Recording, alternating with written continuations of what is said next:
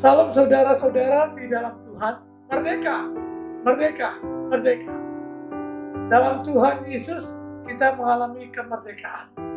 Khususnya merdeka dari kekhawatiran, ketakutan, kecemasan.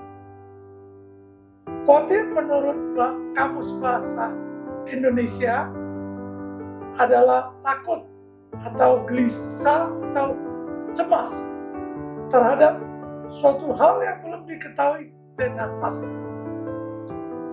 Kekhawatiran adalah memikirkan hal yang tidak menyenangkan, yang mungkin terjadi, yang membuat seseorang merasa tidak bahagia dan takut. Merasa tidak senang dan takut karena masalah atau hal-hal yang tidak menyenangkan yang mungkin terjadi. Contohnya, terkadang kita khawatir tentang masa depan.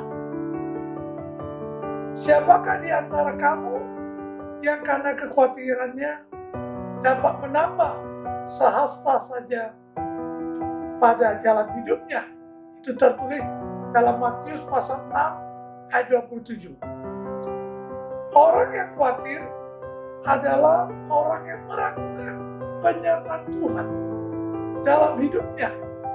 Dan orang yang khawatir adalah orang yang belum mengenal benar siapa Allah itu dan bagaimana kuasanya. Tingkatkan iman percaya atau keyakinan pada Tuhan dengan pemikiran, kebesaran, atau kuasa, atau mukjizat Tuhan yang tertulis di Alkitab yang pernah saudara alami. Pertolongan Tuhan yang ajaib seperti disembuhkan dari sakit, dipulihkan dari ekonomi yang terpuruk, dipulihkan dalam persoalan keluarga, dikuatkan sewaktu masalah terhimpit, dihibur waktu mengalami kegemalangan. Mari merdeka dari kekhawatiran. Seperti Rasul Paulus tulis kepada jemaat di Filipi yang tertulis dalam Filipi pasal 4 ayat 6. Janganlah hendaknya kamu khawatir tentang apapun juga, tetapi nyatakanlah dalam segala hal keinginanmu kepada Allah dalam doa dan permohonan dengan ucapan syukur.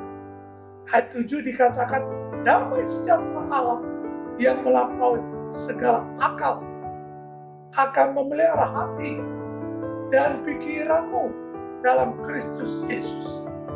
Ayat 8 dikatakan, jadi akhirnya saudara-saudara, semua yang benar, semua yang mulia, semua yang adil, semua yang suci, semua yang manis, semua yang sedap didengar, semua yang disebut kebajikan dan patut dipuji, pikirkanlah semuanya itu. Saudara hidup merdeka dari kekhawatiran dengan doa permohonan ucapan syukur. Maksudnya ketika kita berdoa, pemikirannya atau pemikiran kita diarahkan kepada satu, segala yang benar, karena kita telah dibenarkan oleh pengorbanan Tuhan Yesus Kristus di kayu salib. 2. Semua kemuliaan Tuhan seperti mukjizat Tuhan Yesus Kristus dalam hidup kita sehingga selamat jasmani dan rohani, memiliki hidup kekal yang paling berharga. Hal yang ketiga, semua keadilan yang kita terima dari pengorbanan Tuhan Yesus Kristus, kita dibela, diampuni dosanya, dikasih Allah, dan terima anugerah. Diberikan tempat di surga untuk hidup kekal. Menjadi anak-anak Tuhan yang menerima warisan surgawi. Yang keempat, semua yang suci. Karena kita sudah disucikan oleh darah Yesus. Yang merah membuat kita menjadi putih seperti salju. Kesalahan kita, dosa kita, hutang kita sudah dibayar lunas oleh Tuhan Yesus Kristus di atas kayu salib. Jadi bukan pikiran kotor, pikiran najis, atau pikiran yang menakutkan. Yang kelima, semua yang kita rasakan manis, yang menyenangkan, karena Tuhan Yesus telah memberi Allah Roh Kudus yang menghibur, yang menuntun, dan memberi kekuatan.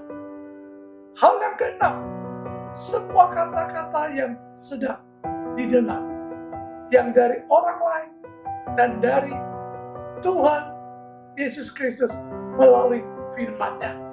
Yang ketujuh, semua perbuatan kebajikan, keajaiban Tuhan yang menyelamatkan kita melalui orang lain terhadap kita karena kasih Kristus, serta kebesaran Tuhan yang langsung kita rasakan.